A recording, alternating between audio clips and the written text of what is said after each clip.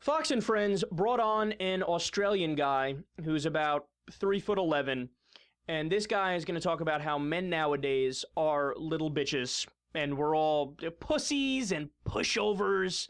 And let's listen to them make shit up, and then we'll discuss. Excuse me. Well, our next guest says men are no longer allowed to be men, and he says that's dangerous territory. That's right, Clayton. Joining us is the author of American Boomerang, which comes out in July, Nick Adams. Good morning. Hi, Nick. Nice to see G'day. you. Good to see you guys. How you doing? So you're from Australia, and so people are raising the question, why in the world does it take a foreigner to come into the United States to tell us that American men are on the decline? What is happening to American men? Well, you know, it's not just American men, Clayton. It's men all around the world. I mean, even in Australia, we've gone from wrestling with crocodiles to wrestling with lattes. But it's a phenomenon that is, I think, very dangerous, and it's having a very adverse effect on men right around the world. And American men are, of course, very susceptible to it. It's really important, particularly in America, given the leadership role that America has in the world, Sure. that American men be men. Right. Well, is this in direct relation to feminism on the rise? Is it a result of just sort of society seeing men that are not as masculine and men that are as masculine being kind of demonized? Elizabeth, you've hit the nail on the head. It is feminism. And basically what feminism has delivered is angry women and feminine men.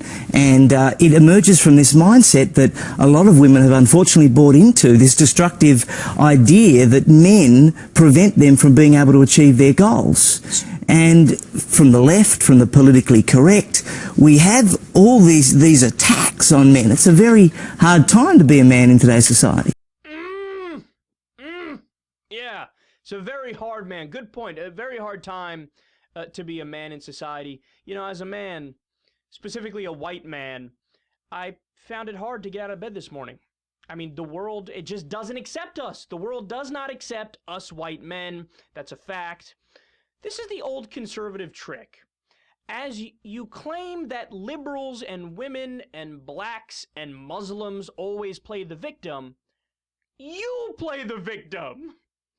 Oh, something's bothering you? Goddamn feminists. Blame the feminists. It's their fault. Yeah, those goddamn women wanting equal pay and, like, fairness and, equal opportunity and shot at life. Let me tell you, those are some assholes over there. And I like how the entire time they're just having this conversation speaking in broad generalities. Like, they never give you hard data, hard numbers. Well, let me prove my case by showing you chart C. Never that. It's just, well, it's my opinion, mate, and you guys are gonna agree. Did I just turn my Australian guy into a Southern guy mid-sentence? I do the worst accents ever. But you don't need any facts on Fox News. That's how it goes. You all know that.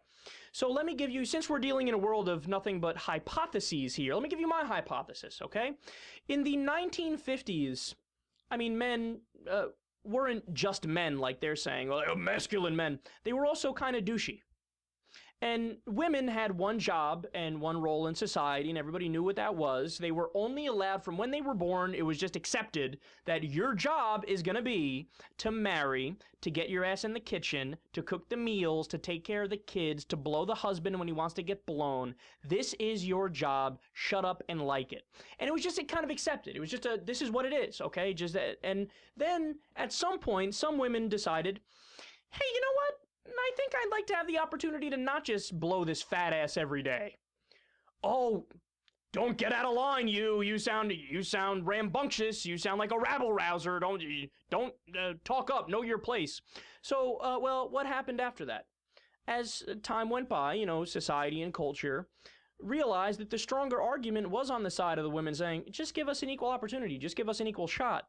So now that we're trying to give women an equal shot, a lot of them are succeeding. So since they're succeeding, it looks like, oh, men are more feminine now and they're not actually men anymore because there's more competition in the business world and in the marketplace, and women do a good job.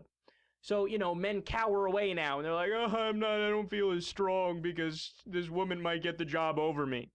So, I mean, the ironic part of all this is the actual real men, real masculine men, are secure enough in themselves to not, hide behind this ridiculous theory that feminists are keeping me down. That is the bitchy position. That is the pussy position. A real man says, I agree with the feminists. Yeah, I agree with equal pay. I agree they should have equal opportunity, and that's what it is.